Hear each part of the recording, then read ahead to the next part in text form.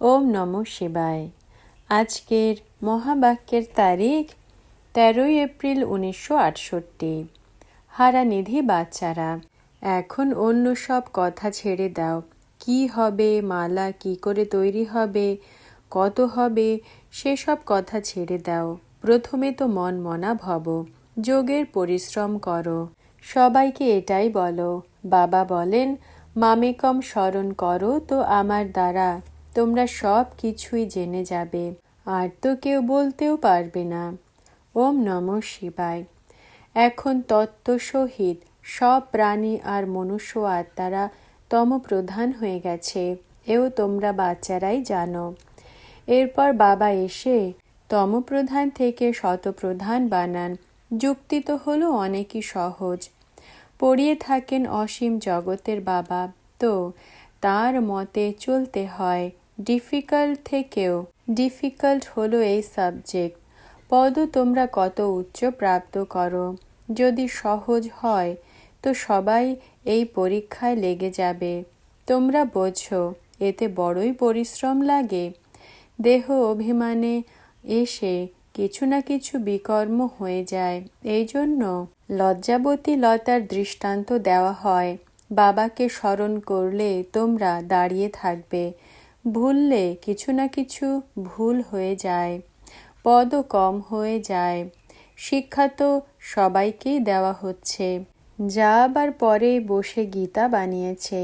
রামায়ণ, গরুর পুরাণ আদি কত শাস্ত্র রয়েছে। গরুর পুরাণেও রোচক কথা দেখানো হয়েছে। তো মানুষের ভয় থাকে যে এমন পাপ করলে এমন এমন হব। রাবণ রাজ্যে পাপ তো হয়েই থাকে। কাঁটার সাথেও তুলনা করা হয়। এ হলো কাঁটার জঙ্গল না। বাবা বলেন, দৃষ্টিকেও বদলাতে হবে। অনেকের দৃষ্টি সেই একই থাকে, অনেক সময়ের অভ্যাস হয়ে রয়েছে। ভালো ভালো স্টুডেন্টও কারো মুখ দেখতে থাকবে, শরীরের দিকে ভালোবাসা চলে যায়। বিনাশী জিনিসে ভালোবাসা রেখে কি লাভ হবে? অবিনাশীর সাথে ভালোবাসা রাখলে তাও অবিনাশী হয়ে যায়। বাচ্চাদের উঠতে বসতে চলতে ফিরতে এক বাবাকেই স্মরণ করতে হবে। কি করে অন্যদের বোঝানো যায়? গঙ্গার জল তো পতিত পাবনী নয়, তাতে তো নালার নোংরা পড়তে থাকে। স্বচ্ছ হয়ে পাহাড় থেকে আসে, এরপর ম্লেচ্ছ হয়ে সাগরে যায়। যেসব নদী পাহাড় থেকে বের হয় তা অনেকই স্বচ্ছ হয়। বরফ কত স্বচ্ছ হয়, একদম পরিষ্কার। যা উপর থেকে পড়ে তা সব থেকে শুদ্ধ হয়, তা হলো একদম শুদ্ধ জল। এখানে তো নিজেদের আত্মাকে স্বচ্ছ বানাতে হয়। পবিত্রকে বৈষ্ণব বলা যায়। আদি সনাতন ধর্মের বৈষ্ণব কুলের পবিত্র ছিল, কিন্তু এখন তো পবিত্র নেই। এখন তো বিকারী না, তাদের বৈষ্ণব বলা হবে না। ভেজিটেরিয়ান পাবন নয়, তারা হলো পতিত। তোমাদের তো পাবন হতে হবে। বৈষ্ণব কুলের তোমরা সত্য যুগে গিয়ে হবে, অন্য কেউ তো হতেও পারবে না। ভারতবাসী হলো বৈষ্ণব কুলের, কিন্তু পবিত্র না হওয়ার কারণে তাদের বৈষ্ণব বলা হয় না। মূল কথা হলোই স্মরণের। বাবাকে স্মরণ করলে তো বর্ষা অবশ্যই স্মরণে আসবে। যতটা স্মরণ করবে ততটা বর্ষাও মিলবে। বাবা বুঝিয়েও থাকেন অনেক সহজ। আলফ মানে আল্লাহ, বে মানে বাদশাহী, ব্যাস। আর কোনো কষ্টই দেন না। তোমরা অসীম জগতের বাবার কাছে এসেছো বর্ষা নিতে। এই ব্রহ্মা হলো অলৌকিক বাবা, এর দ্বারাই তোমাদের বর্ষা মেলে। তোমাদের স্মরণ একে করতে হবে না, এর ফটো রাখারও দরকার নেই। কোনোই দেহধারীকে স্মরণ করবে না। সন্ন্যাসীরা তো নিজের লকেট আদি দিয়ে দেয় স্মরণ করার জন্য, এ তো এমন বলে না। ওই বাবা বলেন, মামেকম স্মরণ করো। বর্ষা তোমাদের একই বাবার থেকে মেলে। তিনি অসীম জগতের বাবা, তিনি হলেন কত লাভলি।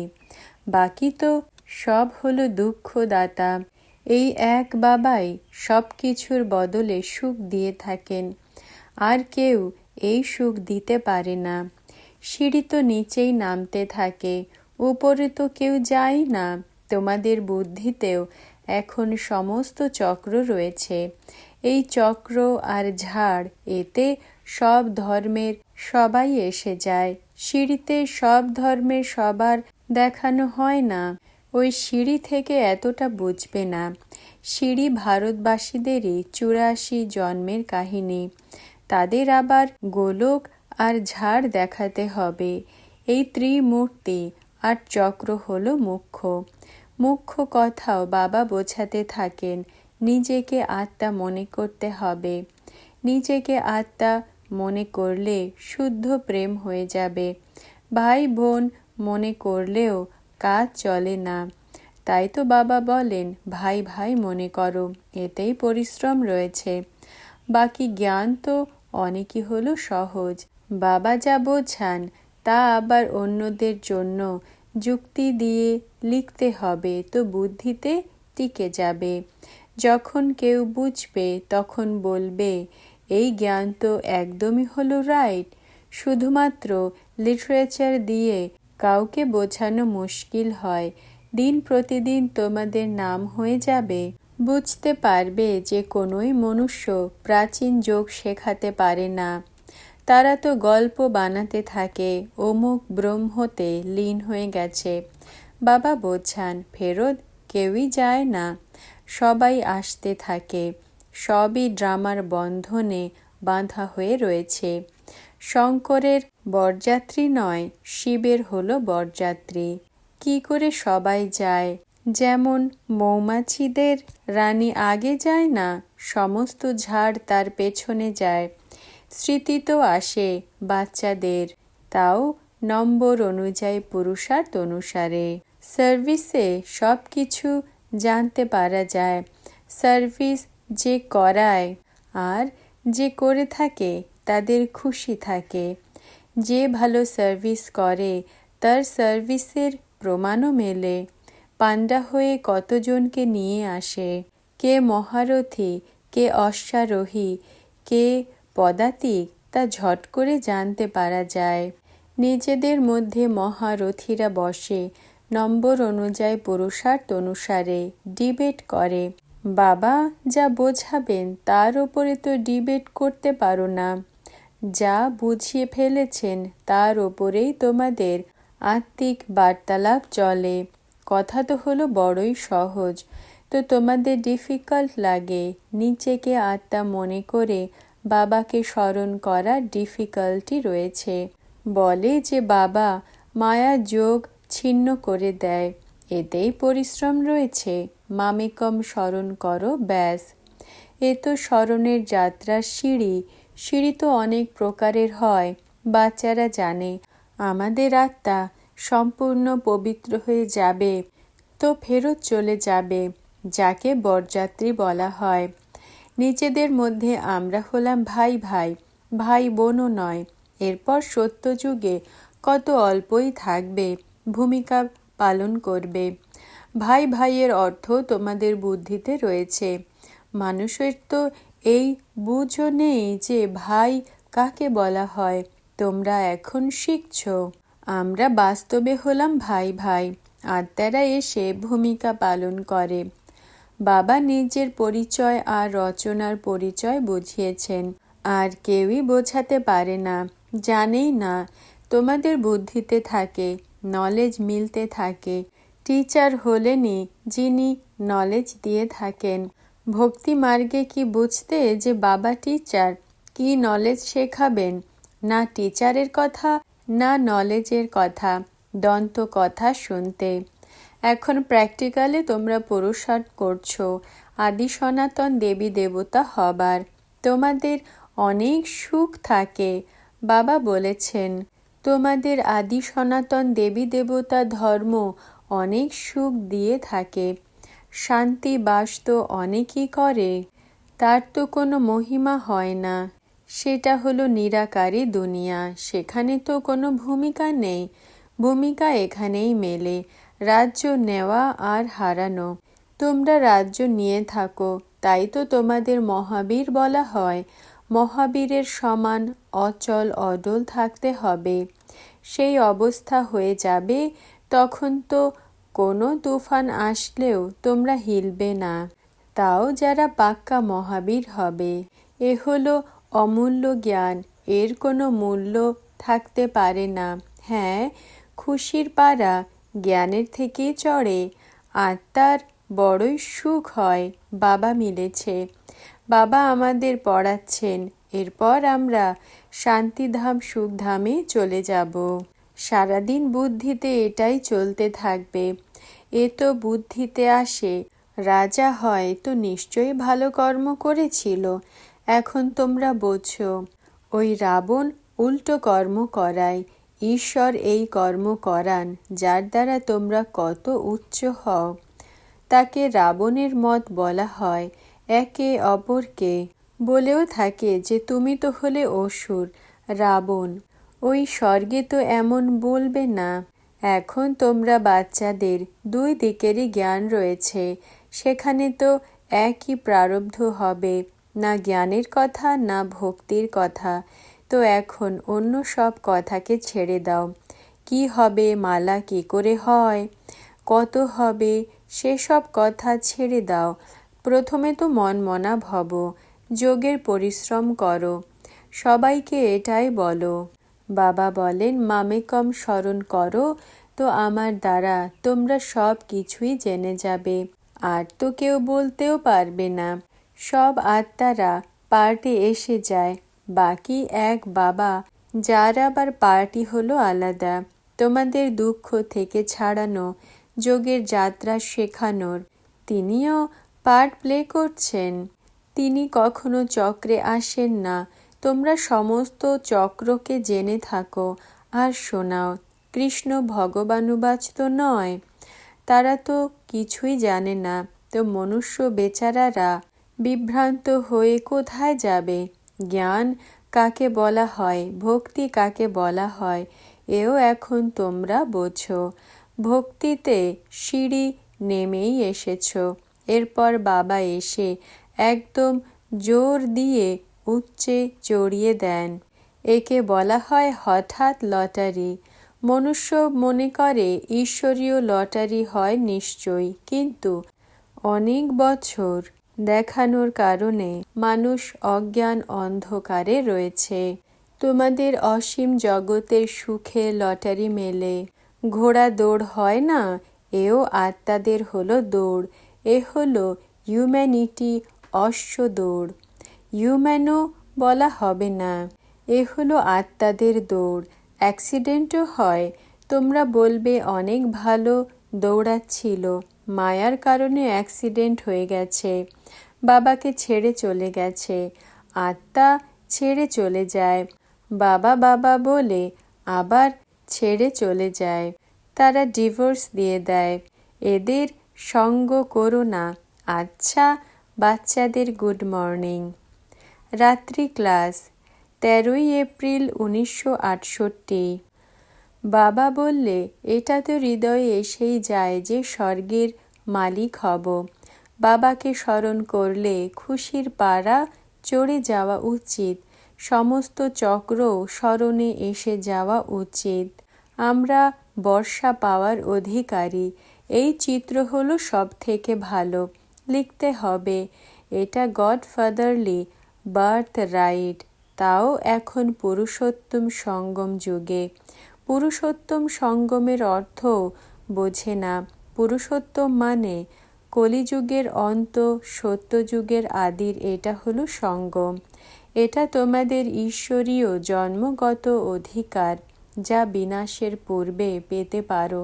বাবা বললে, আর স্বর্গের মালিক হয়ে গেলে। বাবা তো স্বর্গেরই স্থাপনা করেন। তোমরা এখানে বসে রয়েছ যেন স্বর্গেই বসে রয়েছ। যদি বাবাকে স্মরণ করো তো, কিন্তু স্মরণ করে না। বাচ্চাদের নেশায় চড়ে না। গায়ন রয়েছে, ঘরের গঙ্গাকে মানে না, সেই খুশি হয় না। বাবা স্বর্গের বর্ষা দিচ্ছেন, এমন সহজ কথাও বোঝার বুদ্ধি নেই। এখনো বুদ্ধি চেঞ্জ হয়নি। বাবা জানেন এই বাচ্চারা স্বর্গে শৃঙ্গার করে। লাক্কি তারা, সেটা হলো আকাশের, আর তোমরা হলে সত্যিকারের এই ভারত ভূমির তারা। সবার জ্যোতি জেগে যায়। বাচ্চারা সার্ভিস করে তো খুশি হয়। এখানেও বাচ্চারা প্রদর্শনীর জন্য প্রবন্ধ রচনা করছে। সর্বপ্রথমে এনার মহিমা লেখা উচিত। ভারতবাসীর হলো এটা জন্মগত অধিকার। এই লড়াইয়ের পূর্বে যা পেতে পারো। বাবা আগে অনেক বলেছিলেন, কিন্তু ধ্যানে আসেনি কারোরই। এখন ধ্যানে বাচ্চাদের আসে, যা দেখলেই বুঝতে পারা যায়।